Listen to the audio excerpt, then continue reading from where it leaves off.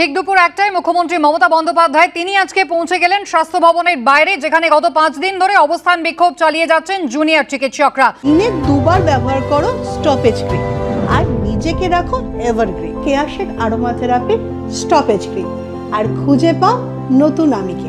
সহানুভূতি রয়েছে জুনিয়র চিকিৎসকদের এই আন্দোলনের প্রতি। একেবারে প্রথম দিন থেকে মুখ্যমন্ত্রী মমতা বন্দ্যোপাধ্যায় আশ্বাস দিয়েছেন, প্রতিশ্রুতি দিয়েছেন আন্দোলনকারীদের বিচার তারা পাবেন। যদি কেউ দোষী থাকে তাদের বিরুদ্ধে তিনি ব্যবস্থা যেমন গ্রহণ করবেন, তার পাশাপাশি ইতিমধ্যেই একাধিক বিষয়ে পদক্ষেপ করা শুরু করে দিয়েছে তার প্রশাসন। মমতা বন্দ্যোপাধ্যায় ভরসা দিয়েছেন, এমনকি তিনি এও বলেছেন সিবিআইকে অনুরোধ করবেন যাতে 3 মাসের মধ্যে বিচার হয়, দোষীরা ফাঁসি সাজা তাদের হয়।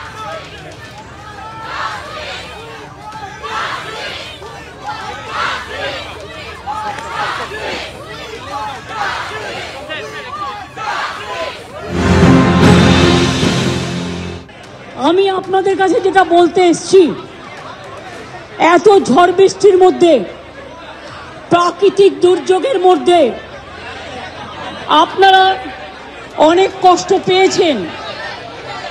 আর কষ্ট না করে যদি আপনারা কাজে ফিরতে চান, আমি আপনাদের প্রতিশ্রুতি দিচ্ছি, আপনাদের ডিমান্ডগুলো আমি কথা বলে সহানুভূতির সাথে আমি স্টাডি করব, আমি অফিসারদের সাথে কথা বলবো। আমি একা সরকার চালাই না, আমার সাথে একটা chief secretary, home secretary, DG police সবাই আছেন।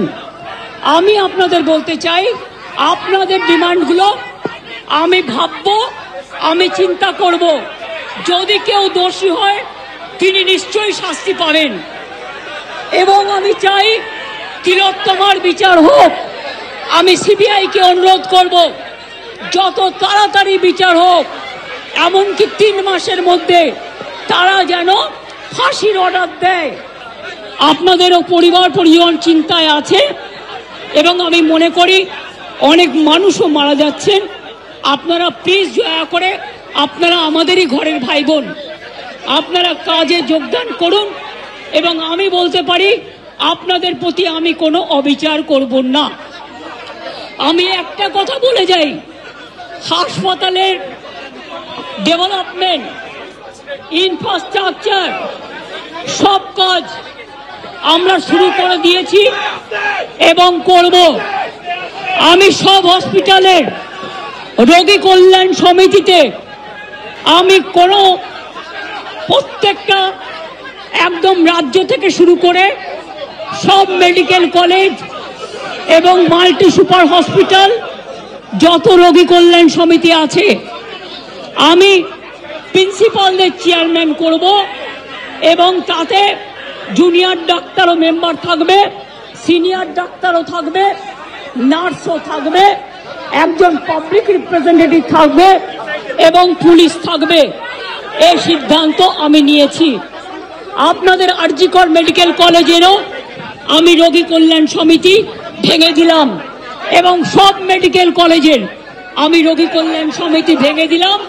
যদি সত্যি কেউ দোষী হয়, দোষীরা শাস্তি পাবে। দোষীরা কেউ আমার বন্ধু নয়, দোষীরা কেউ আমার শত্রুও নয়। আর আপনারা যারা ভাবছেন কেউ আমার বন্ধু, আমি তাদের চিনি না, আমি তাদের চিনি না, আমি তাদের জানি না এবং আমাদের সাথে কোনো সম্পর্ক নেই। তারা এসছেন প্রসেসের মাধ্যমে, এই প্রসেস ফাইনাল হয়ে আমার কাছে আসে। আমি আবার আপনাদের কাছে বিনীত অনুরোধ করব যে আপনারা নিজেদের মধ্যে কথা বলুন, কথা বলে সিদ্ধান্ত নিন এবং আপনারা কাজে ফিরুন। আপনারা আমার ভাই বোন, এটুকু জেনে রাখবেন, আপনাদের জন্য সিম্প্যাথি। আমি কোনো অ্যাকশন নেব না, আমি ইউপি পুলিশ নই। ওরা এসমা জারি করেছিল, ওরা 6 মাস মনে রাখবেন স্ট্রাইক র্যালি বন্ধ করে দিয়েছিল। আমি এসব করব না। আপনারা নিশ্চিন্ত থাকুন, কোনো ডাক্তারের বিরুদ্ধে, কারো বিরুদ্ধে কোনো অ্যাকশন নেবার আমি বিরুদ্ধে। আর যদি আপনারা আমাকে বিশ্বাস করেন, আমি যখন আপনাদের ধর্ণা মঞ্চে আসতে পেরেছি আপনাদের একজন সহযোদ্ধা হিসেবে, তখন মনে রাখবেন যে আমি আপনাদের, যদি আপনারা বিশ্বাস ভরসা রাখেন, বাদ বাকিটাও মনে রাখবেন। আমি আস্তে আস্তে করে, একদিনে তো সব হয় না, করতেও সময় লাগে, আমাকে একটু সময় দিন, আমি নিশ্চয়ই সাধ্যমতো চেষ্টা করব। আর একটা কথা, সুপ্রিম কোর্টে কেস চলছে, মনে রাখবেন 17 তারিখেও ডেট আছে। আমি চাই না আপনাদের কোনো ক্ষতি হোক। আপনাদের দিদি হিসেবে আপনাদের কাছে আমি অনুরোধ করতে এসেছি।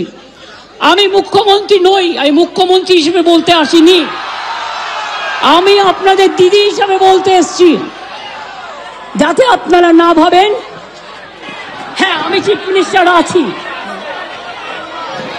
আমি একটা পার্টিও বিলংস করি, কিন্তু আপনাদের কাছে এসেছি যদি বলেন as a chief minister, as a elder sister, আমার এটা লাস্ট চেষ্টা আপনাদের জন্য করে গেলাম।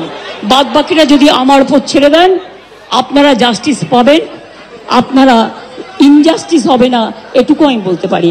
অনেক ধন্যবাদ, নমস্কার।